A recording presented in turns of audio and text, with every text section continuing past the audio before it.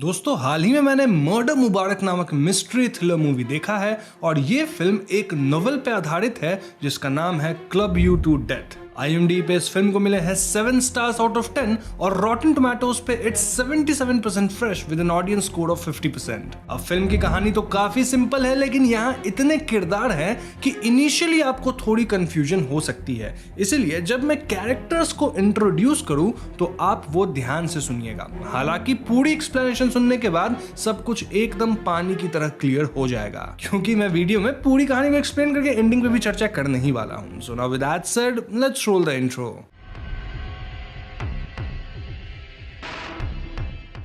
तो कहानी शुरू होती है रॉयल क्लब दिल्ली यानी RCD के एक पार्टी से। पहली दफा हमें बस इतना समझ आता है कि ये एक बहुत ही एक्सक्लूसिव क्लब है जहां दिल्ली के मिलियनेयर्स और बिलियनेयर्स ही शामिल रहते हैं। फिलहाल हम एक छोटी बच्ची को देखते हैं जो हर जगह अपनी कैट को ढूंढ रही है जिसका नाम था प्रिंस हैरी। अब ये कैट हमें एक टेबल के नीचे दिखाई देती है जहां हम एक आदमी की बॉडी को भी देखते हैं। इनफैक्ट यहाँ काफी सारा खून सा कुछ तो बिखरा हुआ था जिसे देखकर लग रहा था कि यहाँ कोई हादसा हुआ है। इसी बीच हम इस क्लब के कुछ स्टाफ मेंबर्स से भी इंट्रोड्यूस होते हैं, जैसे लियो जो क्लब के जिम का ट्रेनर था, एंड देन क्लब के जो मौजूदा प्रेसिडेंट थे वो थे मिस्टर भाटी। आज क्लब में तंबोला नाइट ऑर्गेनाइज किया गया है जिसमें हम इस क्लब में शामिल सभी इलीट फैमिलीज को आते देखते हैं। इनमें 3 मेजर फैमिलीज हैं जो कि हैं बत्रास, डोगरास और टोडीज। बत्रा फैमिली में हम मिस्टर और मिसेस बत्रा से मिलते हैं जिनका एक बेटा भी है नेम्ड यश। यश एक ड्रग एडिक्ट है जो कि रिहैब वगैरह में भी भेजा गया था, लेकिन लगता नहीं है कि रिहैब का उस पर कोई असर हुआ है। वहीं टोडीज फैमिली की बेटी है बाम्बी टोडी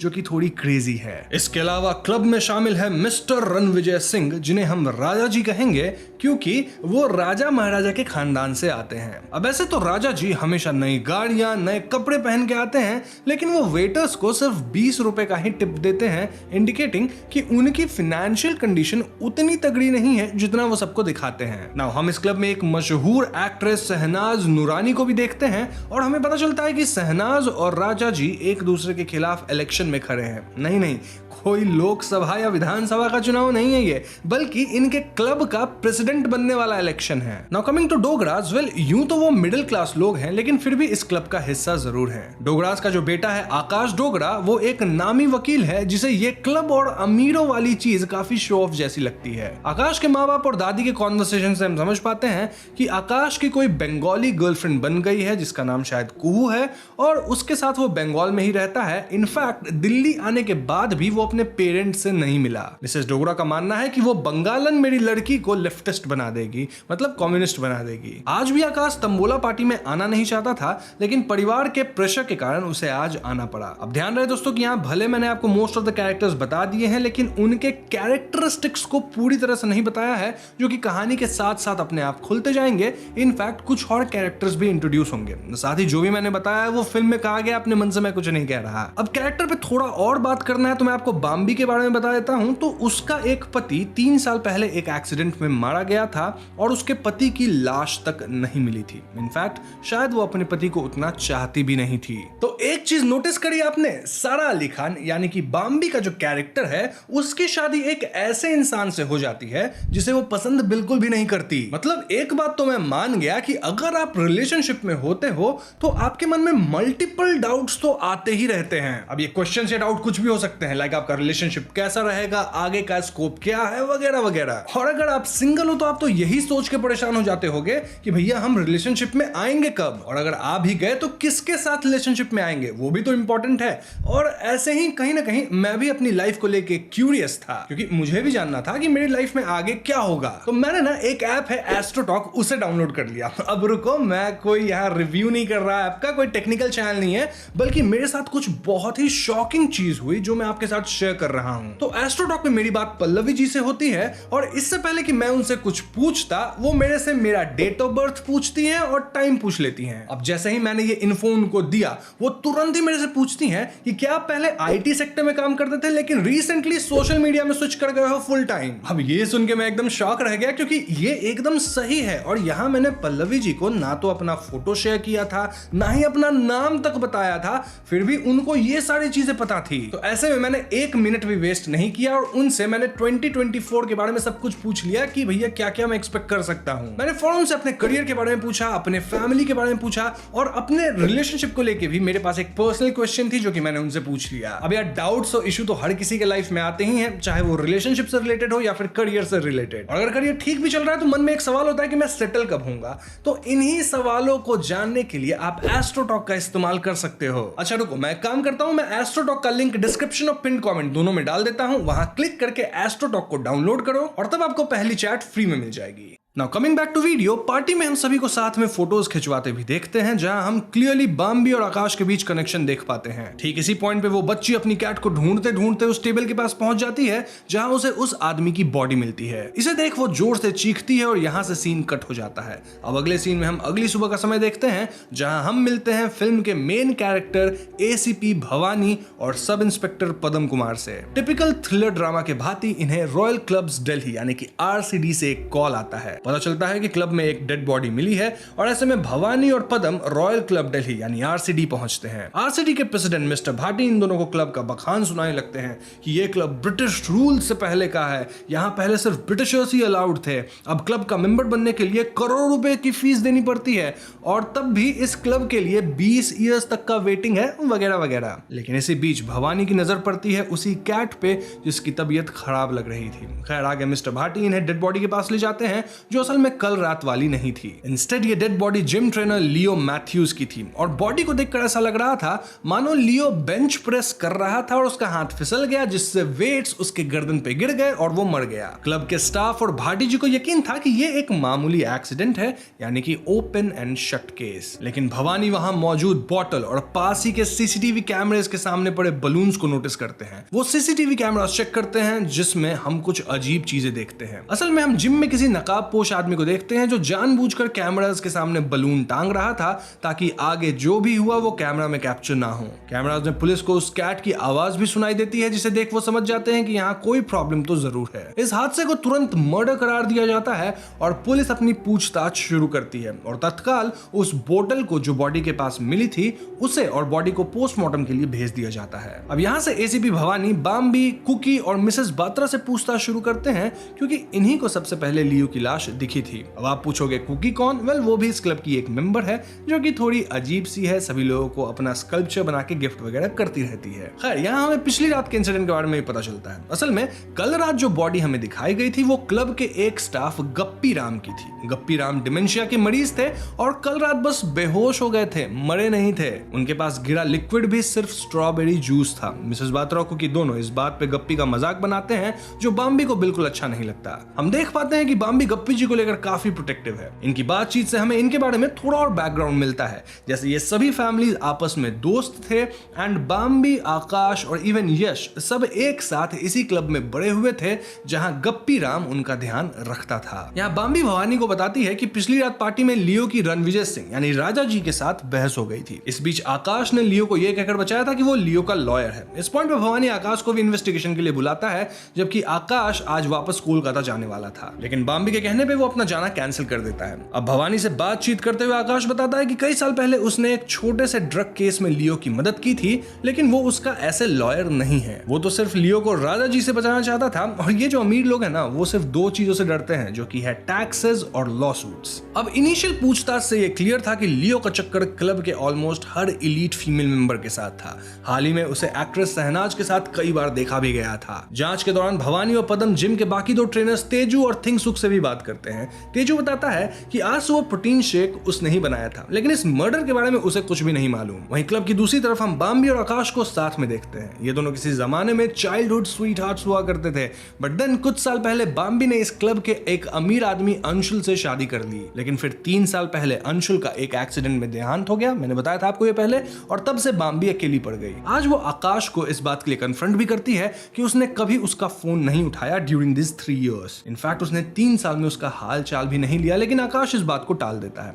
हम यहाँ उस रात का फ्लैशबैक भी देखते हैं जिस रात आकाश बाम्बी से आखिरी बार मिला था। उस दिन अंशुल और बाम्बी की पहली सालगिरह थी और बाम्बी आकाश को कुछ बताना चाहती थी, लेकिन आकाश बाम्बी को किसी और के साथ नहीं देख पाया और बाम्बी के लाख रोने के बावजूद भी वो कोलकाता चला गया एक नई लाइफ शुरू करने। खैर, प्रेजेंट टाइम में क्लब के अंदर अब भी इन्वेस्टिगेशन जारी है। भवानी गप्पी राम जी से भी पूछताछ करता है जिसमें वो कुछ अजीब बातें करते हैं। उनका कहना था कि वो जानते हैं कि कत्ल किसने किया है, लेकिन इसके बाद वो ठंड, मौसम और पता नहीं क्या क्या बोलने लगते हैं। अब यहाँ का हेड शेफ पुलिस को बताता है कि डिमेंशिया के बाद से गप्पी राम जी कुछ भी उल्टा सीधा कहते हैं और उनकी गवाही को सीरियसली नहीं लिया जा सकता। लेकिन भवानी का शक अब भी गप्पी राम पे बना हुआ था, खास करके तब जब वो उन्हें अकेले गार्डन में लगातार बड़बड़ाते हुए देखता है। इस क्लब के बाद पुलिस का अगला ठिकाना था लियो का घर। उसके कमरे में काफी इंटरेस्टिंग चीजें मिलती हैं। पुलिस को लियो के पास एक बॉक्स मिलता है जिसमें उसने लिटरली हर क्लब मेंबर का कोई ना कोई सामान रखा हुआ था, जैसे ज्वेलरी, घड़ी, महंगी चीजें वगैरह वगैरह। यूं तो उसका सारा सामान अब भी कमरे में था, मगर एक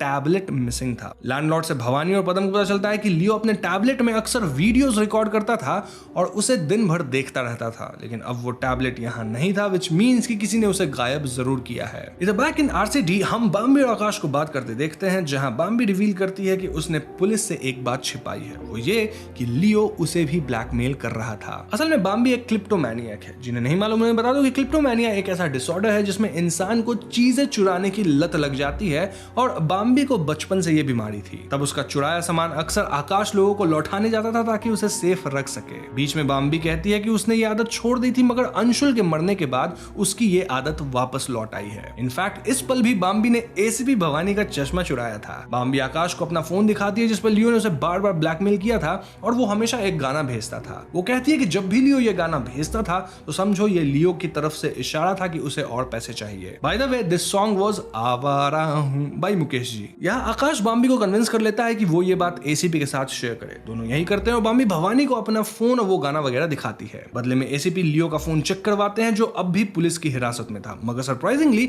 लियो ने अपने सारे चैट्स डिलीट कर रखे थे। उसके घर से क्लब के मेंबर्स का सामान भी मिला था, जिसका एक ही मतलब है कि लियो कई लोगों को एक साथ ब्लैकमेल कर रहा था इस क्लब के अंदर। थोड़े बहुत छानबीन से यह बात बाहर आ जाती है कि ब्लैकमेल के बदले लियो लोगों से शेफर्ड्स नाम के एक अनाथ आश्रम में डोनेशन करवाता था। मतलब बेसिकली ये कोई मनी लॉन्ड्रिंग भी नहीं था, बस डोनेशन हो रहा था कहीं पे। शेफर्ड्स वास्तव में एक ऑर्फनेज था जहां इन्हीं डोनेशंस के कारण बच्चों के लिए काफी अच्छा माहौल और फैसिलिटीज बनती गई थी। तो अगले दिन एसीपी भवानी, आकाश और बाम्बी तीनों इस अनाथालय में पहुंचते हैं जहां उनकी मुलाकात होती है आकाश के बचपन के दोस्त राकेश से। राकेश कबूल करता है कि लियो उनके ऑर्फनेज के लिए बड़े बड़े डोनेशंस लाता था, बट उन्हें लगता था कि ये उसके कनेक्शंस के कारण है जो उसने इतने बड़े क्लब में जॉब पाकर बनाया है। उधर बाम्बी को डोनेशन रजिस्टर में क्लब के कई मेंबर्स के नाम मिलते हैं, which included Mrs Batra, Raja ji and even Shehnaz Noorani. सवाल यह था कि आखिर लियो इतने लोगों के कौन कौन से राज जानता था कि इन्हें उसे काफी पैसा डोनेट करना पड़ रहा था। खैर, अगले सीन में हम वापस एसीपी को क्लब में देखते हैं जहां वो मिसेस बात्रा से पूछताछ करते हैं। मिसेस बात्रा का कहना था कि लियो ने तो बस उनसे डोनेशन मांगा था, उन्होंने भी ऑर्फनेज समझ के दे दिया। लेकिन असल में हम उनके फ्लैशबैक में देखते हैं कि लियो क्लियरली मिसेस बात्रा को किसी रीजन से ब्लैकमेल कर रहा था। अब बातचीत के दौरान हम बाहर गप्पी राम को देखते हैं जो उनकी सारी बातें सुन रहा था। उन्हें देख भवानी उन्हें अंदर बुलाता है, जिस पे गप्पी राम काफी डिसओरिएंटेड दिखते हैं। उनका कहना था कि उन्हें अपनी बिल्ली यानी वही कैट मिस्टर हैरी कहीं दिखाई नहीं दे रही, वो उसी को ढूंढने की कोशिश कर रहे हैं। यहाँ एक बार फिर बाम्बी उन्हें संभालती है और बाहर तक छोड़ने जाती है। वहीं एसीपी अब भी घुमा फिरा कर मिसेस बात्रा से एक ही सवाल पूछे जा रहा था कि लियो ने उससे पैसे क्यों लिए थे। यहाँ बात घुमाने के लिए बात्रा जी राजा साहब का नाम ले लेती है और पॉइंट आउट करती है कि उन्हें लगता है कि लियो के कत्ल में राजा जी का ही हाथ है। मिसेस बात्रा यहाँ रिवील करती हैं कि क्लब के पार्लर में गंगा नाम की एक लड़की काम करती है जो कि दिखने में अच्छी है। सबका कहना है कि राजा जी का उसके साथ अफेयर चल रहा है और लियो को भी शायद यही बात पता चल गई थी, तो वो राजा जी को ब्लैकमेल करने लग गया था। लेकिन गंगा का नाम सुन बाम्बी मिसेस बात्रा पे काफी भड़क जाती है। वो एसीपी भवानी को बताती है कि गंगा पहले उसके घर में एज ए मेड काम करती थी। गंगा के पति का नाम अजय था, लेकिन अजय उस पे हाथ उठाता था और फिर एक दिन अजय कहीं लापता हो गया। बाद में बाम्बी ने ही उसे इस पार्लर में नौकरी दिलवाई ताकि वो अपना पालन पोषण कर पाए और उसका क्लब पॉलिटिक्स में कोई हाथ नहीं है। अब मिसेस बात्रा के रिविलेशन के बाद हम अगले सीन में यहाँ राजा जी को देखते हैं। एसीपी उनसे भी वही सवाल करते हैं जो उन्होंने बात्रा जी से किया था। ऑर्फनेज का नाम सुनते ही उनके चेहरे का रंग उड़ जाता है। उन्हें भी पास्ट में लियो के हाथों ब्लैकमेल होना याद आता है, जहां लियो बार बार राजा जी के दिवालिया होने यानी गरीब होने की बात कर रहा था। हम जान पाते हैं कि राजा जी को क्लब आने के लिए भी गाड़ी उधार में लेनी पड़ती है, लेकिन यहाँ वो सबको दिखाते हैं कि he is all royal royal and rich. Now coming to present, राजा जी इनकार कर देते हैं कि वो कभी भी ब्लैकमेल हुआ है। वो तो उल्टा शहनाज पे इल्जाम लगाने लगता है क्योंकि उसका भी लियो के साथ अफेयर चल रहा था। एसीपी राज इसे क्लब प्रेसिडेंट के इलेक्शन के बारे में पूछता है, जिसपे वो बताते हैं कि शहनाज यहाँ सब कुछ बदलना चाहती है, इस क्लब का सालों का इतिहास खराब करना चाहती है। राजा जी को बीच में ही काटते हुए बाम्बी भवानी को बताती है कि असल में क्लब में एक खास किचन गार्डन है जो आज से 3 साल पहले जब मिसेस सिंह का निधन हुआ था तब राजा जी ने उनकी याद में बनवाया था। लेकिन शहनाज चाहती है कि वो इस गार्डन की जगह वॉशरूम्स बनाए, वो भी स्टाफ मेंबर्स के लिए, क्योंकि उनके लिए यहाँ प्रॉपर जगह तक नहीं है। इस बात पर एक बार फिर राजा जी भड़क जाते हैं, लेकिन बाम्बी किसी तरह बात संभाल लेती है और वहां से निकल जाती है। फाइनली एसीपी एक्ट्रेस शहनाज के सेट पे पहुंचते हैं और उनसे भी ये सेम सवाल पूछा जाता है। यहाँ शहनाज के फ्लैशबैक में हम देख पाते हैं कि लियो उसे भी ब्लैकमेल कर रहा था। फिलहाल पुलिस को शहनाज बस इतना बताती है कि वो तो पिछले 20 साल से ऑर्फनेज शेफर्ड में डोनेशन देती आ रही है, वो लोग चाहे तो रजिस्टर चेक कर सकते हैं और लियो का इस डोनेशन से कोई लेना देना नहीं है। तो नेक्स्ट सीन में हम एसीपी को अपनी टीम के साथ फोरेंसिक ऑफिस में देखते हैं। लियो के पोस्टमार्टम रिजल्ट्स आ चुके थे और उसके बॉडी में पिंको नाम का एक खास ड्रग का ट्रेस पाया गया था। पिंको एक ऐसा ड्रग था जिससे आपका सेंट्रल नर्वस सिस्टम इनएक्टिव होने लगता है और शरीर के सारे अंग अकड़ने लगते हैं और आपका शरीर स्लो डाउन करने लगता है। मान के चलो आपका शरीर रबर जैसा बन जाएगा, ना आप कुछ उठा पाओगे ना कुछ कर पाओगे। लेकिन इस ड्रग से किसी की जान नहीं जाती, बट अनफॉर्चुनेटली लियो की गई, बिकॉज उसने ड्रग लेने के बाद एक्सरसाइज शुरू कर दिया था,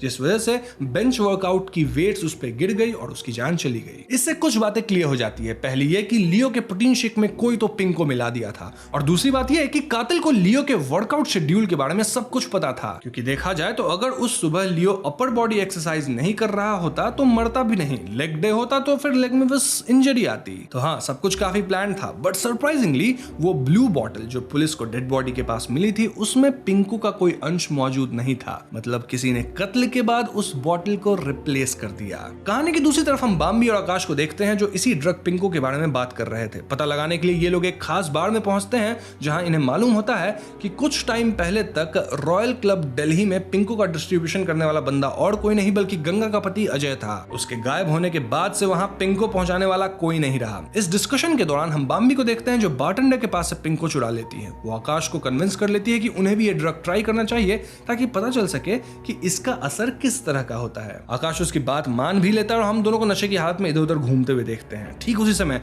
बाम्बी की नजर पड़ती है यश पे, जो क्लब के बाहर कुछ दोस्तों के साथ ड्रग्स ले रहा था। अब ये बात तो सबको मालूम थी कि यश ड्रग्स की लत से पीछा छुड़ाने के लिए कई महीनों तक रिहैब में रहा था, विच मींस कि वो अब भी सबको धोखा दे रहा है। वो कोई भी ड्रग्स छोड़ा नहीं है। प्लस क्लब में भी यश का आना जाना है, तो कहीं यश ही तो कातिल नहीं। यही बात जानने के लिए बाम्बी और आकाश यश के पीछे से बात्रा हाउस में पहुंचते हैं। एक तरफ आकाश निगरानी देने लगता है, वहीं बाम्बी यश का कमरा चेक करती है। सचमुच ही उसके सामान में उसे पिंको के पैकेट्स और कुछ फोटोज भी मिलते हैं। ये तस्वीरें काफी अजीब थी, जिसमें यश ने बाम्बी के पिक्चर्स कलेक्ट कर रखे थे। इनमें से एक में तो खुद अजय भी मौजूद था। बाम्बी इन चीजों की फोटो खींचने लगती है, लेकिन इतने में यश भी वहां पहुंच जाता है। अब आकाश और बाम्बी किसी तरह उसे चकमा देके वहां से निकल जाते हैं, क्योंकि ऑफ कोर्स यश नशे की हालत में था। उधर देर रात क्लब में गप्पी राम अब भी कैट हैरी को ढूंढ रहा था। ढूंढते ढूंढते वो किचन में पहुंचता है, जहां वो हैरी को ओवन में जला हुआ पाता है। दरअसल वो ओवन में केक डालना भूल गया था, जिससे ओवन ओपन ही रह गया होगा और शायद कैट उसी में जा बैठी होगी, जिससे कैट की मृत्यु हो गई। ये देख गप्पी काफी दुखी होता है।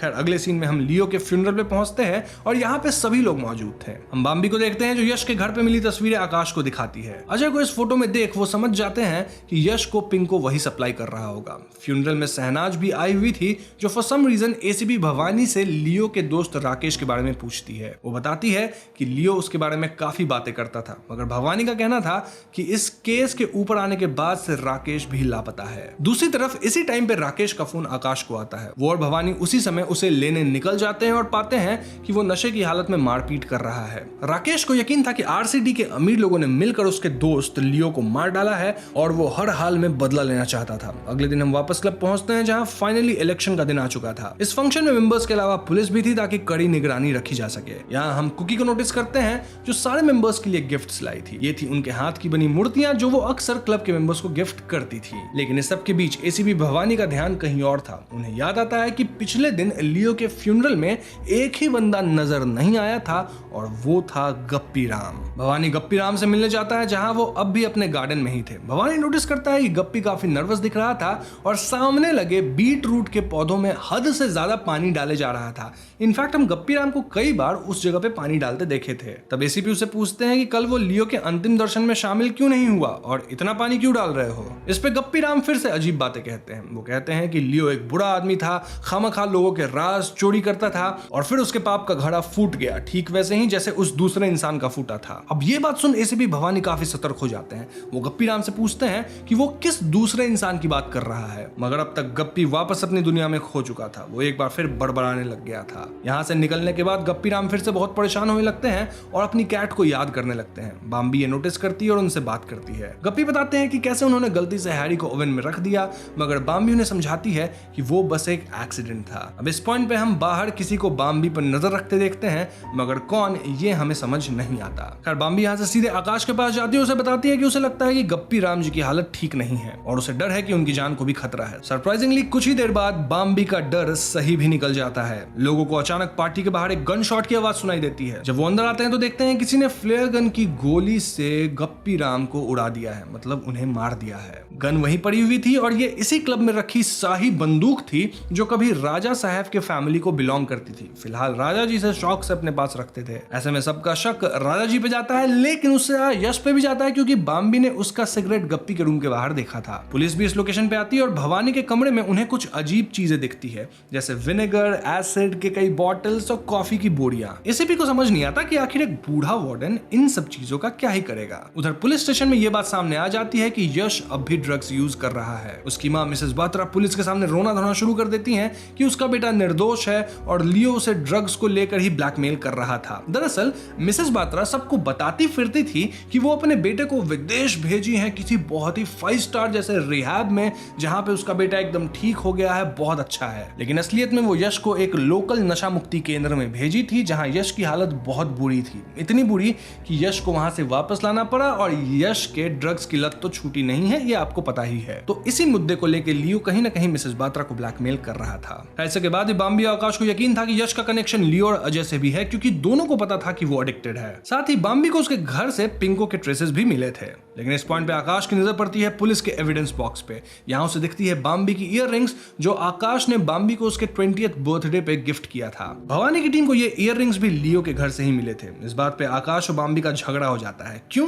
क्योंकि बाम्बी भी लियो के साथ सोई होगी और बदले में ये ईयररिंग्स उसे देने पड़े होंगे। ये जानकर पुलिस भी सतर्क हो जाती है, क्योंकि इसका मतलब ये था कि खुद बाम्बी भी गुनहगार हो सकती है, यानी कि वो भी तो ब्लैकमेल हो रही थी ना। भवानी बाम्बी से साफ साफ कह देता है कि वो उसकी किसी भी बात पे या फिर फोटोज पे यकीन नहीं करेगा जो कि वो यश के घर से लाई थी, क्योंकि वो अब खुद कॉम्प्रोमाइज हो चुकी है। जाते जाते भवानी सिर्फ बाम्बी से इतना पूछता है कि वो पहले ईयररिंग्स के बारे में सच क्यों नहीं बताई, जिसपे वो कहती है कि वो नहीं चाहती थी कि आकाश को कुछ भी पता चले। अब यहाँ से कहानी गंभीर मोड़ ले लेती है जब भवानी को एकदम से स्ट्राइक करता है कि इतने दिनों से जो वो गप्पी राम को बीट रूट के पौधों में हद से ज्यादा पानी डालते देख रहा था, वो गप्पी पानी नहीं डाल रहा था बल्कि एसिड, विनेगर या कॉफी ये सब मिला के डाल रहा था। जी हाँ, वही चीजें जो कि वो गप्पी के घर में भी देखा था। और इसका एक ही मतलब है कि पौधों के आसपास की जमीन में कुछ तो गड़ा हुआ है जिसे गप्पी गलाने की कोशिश कर रहा था। तो नेक्स्ट सीन में हम सभी को क्लब में देखते हैं जहां भवानी उस गार्डन को डिग करवाता है और वाकई अंदर से निकलती है एक लाश जो कि इतने समय के बाद कंकाल में तब्दील हो गई थी। सभी को लगता है कि ये लाश फौश और गंगा के पति अजय की होगी जो कि कुछ साल पहले अचानक गायब हो गया था। लेकिन मैं आपको अभी बता दूं ऐसा नहीं है, बने रहो वीडियो में पता चलेगा। दूसरी तरफ हम गंगा को देखते हैं जिसे पुलिस ले जाती है। यहाँ हम बाम्बी को नोटिस करते हैं जो पुलिस की नजरों से बचते हुए चुपके से क्लब के सीसीटीवी रूम में दाखिल होती है। हम उसे कोई पुराना फुटेज देखते हुए देखते हैं जिसमें राजा साहब दीपक को मार पीट रहे थे और इस फुटेज में हम गप्पी राम को भी देखते हैं और पीछे से आ रहा था आकाश जो कि काफी हड़बड़ी में लग रहा था। कोइंसिडेंशियली ये उसी रात का फुटेज था जिस दिन बाम्बी के शादी की पहली सालगिरह थी और जिस दिन अंशुल उसका पति उस ट्रिप के लिए निकला था और उसी दिन इवेंचुअली उसका एक्सीडेंट हो गया था जिससे वो मारा गया। फिलहाल बाम्बी इस फुटेज को डिलीट कर देती है और यहाँ से चुपचाप निकल जाती है। उधर फोरेंसिक टीम से लाश को पता चलता है कि ये जो कोई भी था उसे किसी ने उसके सर पे जोर से वार करके मारा है। उन्हें लाश के वुंड से कुछ छोटे छोटे टुकड़े भी मिलते हैं जो किसी ब्लू ग्लास के लग रहे थे। डॉक्टर्स को यकीन था कि ये टुकड़े उस मर्डर वेपन के रहे होंगे। अब अगले सीन में हम भवानी को राजा जी के घर पे देखते हैं जिनसे वो पूछताछ करने आए थे। लेकिन राजा साहब के घर पहुंचकर उन्हें मालूम होता है कि उनकी फाइनेंशियल स्थिति बहुत बुरी तरह से डूबी हुई है, मतलब जितना हम सोचे थे उससे भी खराब। राजा जी भवानी को बताता है कि वो तो बस एक छोटे से किराए के घर में रहता है, उसके पास कोई पैसे रुपए नहीं, लेकिन वो क्लब में अपनी शान कम नहीं करना चाहता। हर दिन 4 बजे उसे वो रॉयल्टी मिलती है उस क्लब के अंदर, इसलिए किसी तरह उधार लेके वो एक दोगली जिंदगी जी रहा है। यहाँ हमें यह भी पता चलता है कि राजा साहब को लियो उनकी सिर्फ माली हालत के लिए ही नहीं ब्लैकमेल कर रहा था। असल में राजा जी और जिम का वो दूसरा ट्रेनर थिंगसुक गे रिलेशनशिप में थे और ये राजा जी किसी भी हाल में दुनिया को बताना नहीं चाहते थे। प्रेजेंट टाइम में भवानी राजा साहब को अरेस्ट करता है क्योंकि अब शक की सुई उन पे चढ़ चुकी है। सबको राजा जी के बारे में पता भी चल जाता है और सब लोग उन पे हंस भी रहे थे और सभी को यकीन है कि अजय का मर्डर राजा साहब ने ही किया है। क्यों? क्योंकि एक तो सबकी नजर में था कि उनका अफेयर गंगा के साथ चल रहा है, जो कि अब तो गलत प्रूव हो गया, और दूसरा उनकी ही बीवी के मेमोरियल वाली जगह यानी उस किचन गार्डन में लाश मिली थी। तो ऐसे में राजा साहब के पास कोई चारा नहीं था और वो भवानी के साथ जाने को राजी हो जाते हैं। लेकिन यहाँ भवानी की नजर एक चीज पे पड़ती है। कमरे के कोने में एक शो पीस रखा हुआ था, वही जो कुकी बनाया करती थी और लोगों को देती थी। ये एक मदर टेरेसा की मूर्ति थी जिसपे छोटे छोटे ब्लू ग्लास के टुकड़े लगे हुए थे, ठीक वैसे ही जैसे उस लाश के अंदर मिले थे। अब ये देखने के बाद भवानी सीधा कुकी के पास पहुंचता है और उनसे इस मूर्ति के बारे में पूछता है। कुकी बताती है कि उन्होंने ऐसी 2 मूर्तियां बनाई थी, जिनमें से एक उसने राजा साहब को दी थी और दूसरी डोगरास को। वहीं दूसरी तरफ पुलिस के सामने आता है एक और ट्विस्ट। वो पाते हैं कि अजय तो असल में जिंदा है और पुलिस उसे उसके हाइडिंग जगह से ढूंढ निकाली है। मतलब जिसे हम मरा मान रहे थे वो जिंदा निकला और वो इतने सालों से बस छुप कर रह रहा था। मगर सवाल ये है कि अगर अजय जिंदा है तो वो लाश किसकी है? पैरेलली हम आकाश और बॉम्बी को एक बार फिर साथ देखते हैं। आकाश उसे बताता है कि वो वापस कोलकाता जा रहा है और उससे आखिरी बार मिलने आया है। बॉम्बी बहुत दुखी हो जाती है मगर उससे कुछ कहती नहीं। इस पॉइंट पे आकाश का फोन बजने लगता है और उसे एक बार फिर राकेश ने फोन किया था। राकेश आकाश को बताता है कि उसके हाथ कुछ इंपॉर्टेंट लगा है। क्या हाथ लगा है? वेल, वो लाल टैबलेट जो लियो का था, जो अब तक मिसिंग था। आकाश ने क्लियरली उसमें लियो की मौत से जुड़ा कुछ इंपॉर्टेंट देखा था। आकाश राकेश को किसी से भी कुछ ना कहने को कहता है और फौरन उससे मिलने निकल जाता है। इधर पुलिस बॉम्बी को फोन करती है और उससे आकाश के बारे में पूछती है। अब तक बॉम्बी को भी कुछ डाउट हो चुका था,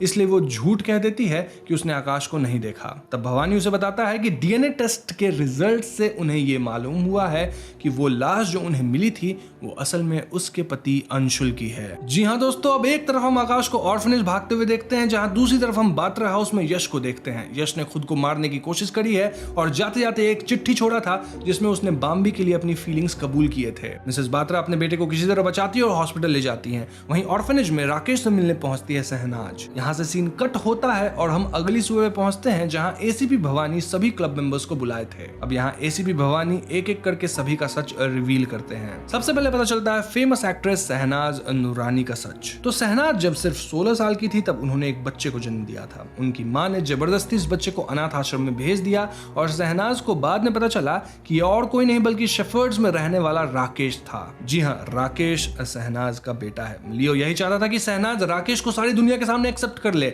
और शहनाज इस बात पे अफसोस जताती है कि वो इतने समय तक अपने ही बेटे से दूर रही, क्योंकि ऑफ कोर्स उसकी एक इमेज बन गई थी, वो ऐसा नहीं कर सकती थी और अब शहनाज की 2 बेटियां भी थी। वो कहती है कि वो उसी की खातिर ऑर्फनेज में 20 साल से डोनेशंस देती रही थी ताकि राकेश अच्छे से जी सके और अब वो अपनी गलती सुधारना चाहती है। यहाँ शहनाज सभी के सामने राकेश को एक्सेप्ट कर लेती है। लेकिन राज का सिलसिला अभी भी जारी था क्योंकि लियो को शहनाज नहीं मारी थी। आगे ऐसे भी बताते हैं कि यश बचपन से ही बॉम्बी को पसंद करता था, इसी कारण वो उसे स्टॉक करता और उसकी तस्वीरें निकाला करता था। उसके घर से ड्रग्स भी मिले थे विच कैन प्रूव कि उसी ने लियो को मारा हो। ऊपर से पिछली रात यश खुद को मारने का कोशिश भी किया और एक चिट्ठी में बॉम्बी के लिए अपनी फीलिंग्स छोड़ दिया। तो क्या किलर वो है? ऐसे भी कहते हैं कि ऐसा बिल्कुल नहीं है, क्योंकि किलर आकाश है। ऐसे भी बताते हैं कि 2020 में जिस दिन अंशुमन लापता हुआ, मतलब बेसिकली जिस दिन वो मारा गया था, उस दिन सीसीटीवी फुटेज में वो क्लियरली बैकग्राउंड में 12 बजे के करीब आकाश की गाड़ी देख पाए। अब उसके बाद का फुटेज डिलीट कर दिया गया है, लेकिन उन्हें यकीन है कि वो आकाश ही था जो अंशुमन से बदला लेने के इरादे से आया और उसे मार डाला। यही नहीं, वो मदर टेरेसा की स्टैचू भी कुकी ने उसकी फैमिली को ही गिफ्ट किया था, यानी डोगरास को, आकाश डोगरा।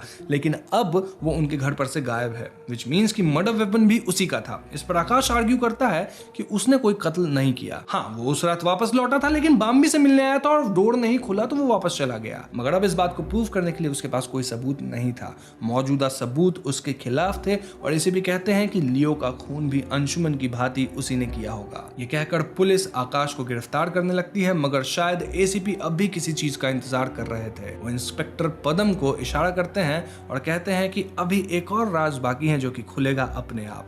और इसी पॉइंट पे आगे आती है बाम्बी। जी हाँ दोस्तों, बाम्बी कहती है कि आकाश निर्दोष है क्योंकि जिसने मर्डर्स किए हैं वो और कोई नहीं बल्कि वो खुद है। यहाँ बाम्बी रिवील करती है कि आरडीसी यानी रॉयल दिल्ली क्लब उसके लिए सब कुछ था। इस क्लब के बाहर के लोग इस बात को नहीं समझेंगे क्योंकि उनकी दुनिया ही अलग है। वो बचपन से इस अमीरी और दौलत शोहरत का हिस्सा रही है और इससे दूर नहीं होना चाहती थी। वो प्यार तो आकाश से करती थी मगर उसे मालूम था कि आकाश कभी भी इस प्रिविलेज सोसाइटी का हिस्सा नहीं बन पाएगा। वो मिडिल क्लास फैमिली से है, इसलिए उसने अंशुल से शादी की। ऐसे में वो दोनों एक परफेक्ट कपल बनने की एक्टिंग करते रहेंगे। दोनों अमीर हैं, एकदम अच्छे दिखेंगे और बाम्बी को अपना ये क्लब भी नहीं छोड़ना पड़ेगा। फिर एक दिन बाम्बी को पता चलता है कि अंशुल उनकी झूठ मूठ की शादी से तंग आ चुका है। उसका अफेयर चल रहा था, वो भी गंगा के साथ। जी हाँ, जो उनके घर में मेड थी। ये वही रात थी जिस दिन अंशुल और बाम्बी की फर्स्ट एनिवर्सरी का सेलिब्रेशन भी था। बाम्बी अंशुल को कन्फ्रंट करती है सेइंग कि वो एक मेड के साथ मिलकर उसे धोखा कैसे दे सकता है। इस पे अंशुल कहता है कि वो गंगा से प्यार करता है। उसे मालूम है कि बाम्बी को बस क्लब में बने रहना है,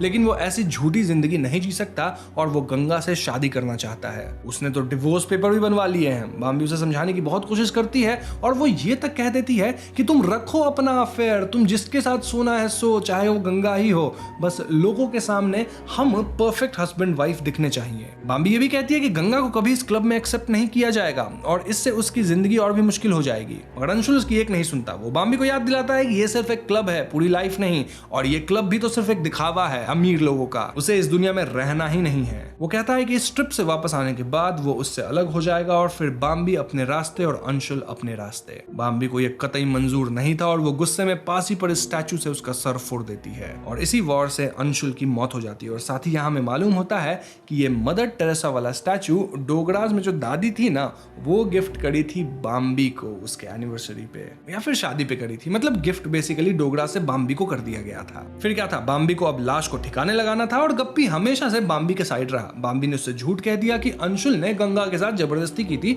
और इसलिए उसने उसे मार डाला। ये सुन गप्पी राम ने बाम्बी की मदद की लाश को ठिकाने लगाने में, फिर एसिड, कॉफी, विनेगर ना जाने क्या क्या डालकर एविडेंस छुपाने में और उसको खत्म करने में। लेकिन सालों बाद एक दिन नशे की हालत में गप्पी इस राज के बारे में लियो को बता दिया एंड देन लियो बाम्बी को ब्लैकमेल करने लगा। तब बाम्बी ने उसे भी मार डाला। उस कैट को भी खत्म कर दी क्योंकि उसने भी वो ड्रग्स वाला प्रोटीन शेक पी लिया था। इनफैक्ट यश को भी पानी में डुबाने का काम बाम्बी का ही था ताकि सबको लगे कि यश खुद को ही मार रहा था नशे की हालत में। ना इस सब के बाद भी जब पुलिस को ड्रग्स के यूज का पता चला तब बाम्बी ने पिंको ड्रग्स यश के घर पे प्लांट कर दिया, यहाँ तक कि गप्पी को भी नहीं छोड़ा। तो अब समझ रहे हो यश को भी कैसे इन चीजों में फंसाया गया। सब बाम्बी का प्लानिंग था और वो गप्पी तक को मार डाली। इतना सब कुछ करने के बाद भी वो आकाश को नहीं बचा पाई और इन द एंड उसे सच कबूल करना पड़ा बिकॉज चाहे कुछ भी हो जाए वो आकाश से प्यार करती थी। उसे जेल में सरने कैसे देती। अब एंड सीन में हम बाम्बी और आकाश को साथ देखते हैं जहां बाम्बी को यकीन था कि भले ही वो जेल में पड़ी रहे लेकिन आकाश हमेशा की तरह उसे सपोर्ट करेगा, उसका केस वही लड़ेगा। यहाँ हम बाम्बी का एक्सप्रेशन भी देख पाते हैं जो किसी साइको की तरह लग रहा था और लग रहा था कि हाँ ये कत्ल कर सकती है। तो बाम्बी की गिरफ्तारी के बाद आकाश को छोड़ दिया जाता है और एसीपी उसे घर तक छोड़ने जाते हैं। वो उसे सलाह देते हैं कि वो बाम्बी का केस ना लड़े और वापस कोलकाता चले जाए अपनी गर्लफ्रेंड कुहू के पास। अब इस पे आकाश कोई जवाब नहीं देता। तब भवानी आकाश से पूछते हैं कि उसकी गर्लफ्रेंड सचमुच एग्जिस्ट तो करती है ना, कि कहीं वो भी कोई मनगढ़ंत कहानी तो नहीं। इस पे आकाश कोई जवाब नहीं देता, बस हल्का सा स्माइल देके वहां से चुपचाप चला जाता है। यहीं पे फिल्म की कहानी खत्म हो जाती है। तो दोस्तों ये थी फिल्म मर्डर मुबारक की पूरी कहानी, जो शुरू में थोड़ी कंफ्यूजिंग जरूर है क्योंकि ऑफ कोर्स इसमें बहुत सारे कैरेक्टर्स हैं, बट प्लॉट बहुत ही सिंपल है और एंड तक सब कुछ साफ साफ क्लियर हो जाता है। बाम्बी शुरू से ही केस में कुछ ज्यादा ही इंटरेस्ट दिखा रही थी। हमेशा पुलिस के साथ घूमना, हर किसी के सामने इमोशनल और सपोर्टिव बनना, गंगा और गप्पी राम को मैनिपुलेट करना, ये सब उसका ही प्लान था। एंड में तो उसने एनिवर्सरी वाली रात का फुटेज भी डिलीट कर दिया जिसमें हम गप्पी और आकाश दोनों को साफ साफ देख पा रहे थे। लेकिन भवानी को पहले से ही उस पर शक था। वो ये बताता है कि जिस तरह बाम्बी सबके आसपास घूमती रहती है, हर चीज में पुलिस का साथ देने आ जाती है, उन्हें मालूम था कि कुछ तो गड़बड़ जरूर है। वहीं डोगरा से उन्हें यह भी पता चल गया कि वो स्टैचू उन्होंने उसे ही गिफ्ट किया था। इससे साफ था कि मर्डर किसने किया होगा। लेकिन फाइनल शॉट में हम आकाश को देखते हैं जो कि क्लियरली कुहू के बारे में झूठ बोला था। उसकी फुटेज भी बाम्बी ने मिटा दी थी। तो इससे कहीं ना कहीं ये सवाल भी आता है कि क्या सचमुच वो पूरी तरह निर्दोष है। आई मीन किसी ने उसे वापस जाते तो उस रात देखा नहीं एंड बाम्बी उसे प्यार भी करती थी। ऐसे में कुछ व्यूअर्स का ये भी मानना है कि हो सकता है आकाश भी इसमें दोषी हो या आकाश ही दोषी हो और Bambi took the fall for him. तो हाँ, यहाँ मेरा सवाल आपसे होगा कि आप बताइए आप किस थियरी को मानते हैं। क्या बाम्बी ही कातिल थी या फिर आकाश कातिल था और बाम्बी उसके लिए चली गई, या फिर दोनों की मिली भगत थी लेकिन पकड़ाई सिर्फ बाम्बी। 3 पॉसिबिलिटीज है, तीनों में से कोई एक चुनो, अपनी थियरी को एक्सप्लेन भी करना। साथ ही मैं रिकमेंड करूंगा कि आप इस फिल्म को नेटफ्लिक्स नेटफ्लिक्स पे जरूर देखें। थोड़ी स्लो है बट हाँ एक अलग डिटेक्टिव तरह की मूवी है जो कि इंडिया में कम बनती है। तो बस आज की वीडियो में इतना ही। वीडियो पसंद आई हो तो इसे लाइक और शेयर कीजिए, और अगर चैनल पे नए हैं तो हमें सब्सक्राइब भी कीजिएगा, क्योंकि हम अपने चैनल पे ऐसे वीडियोस लाते रहते हैं। पीस।